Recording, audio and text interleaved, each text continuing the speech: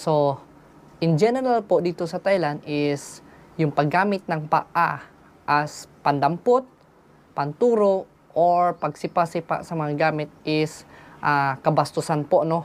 Naniniwala ang mga Thai na ang paggamit ng paa is marumi or inappropriate, no? So make sure po na iwasan nyo po ang paggamit ng paa as pandampot in public places. Alam nyo na po tayo mga Pilipino, kahit ako naman guys, nung unang-una kong pagsalta dito sa Thailand is yung sinabihan ako ng aking Thai mother-in-law na pakipatay naman yung electric fan. Tapos ginamit ko yung paa ko, tapos pag napatingin sa akin yung aking mother-in-law, no, sabi niya, dito bawal yung gamitin yung paa. Hindi naman sa bawal, pero parang inappropriate po talaga siya, no? Kasi pwede naman siyang gamitin ng kamay. Kasi ang ano kasi ngayon guys, dito sa Thailand, kung kaya naman gamitin ng kamay, gamitin mo yung kamay mo.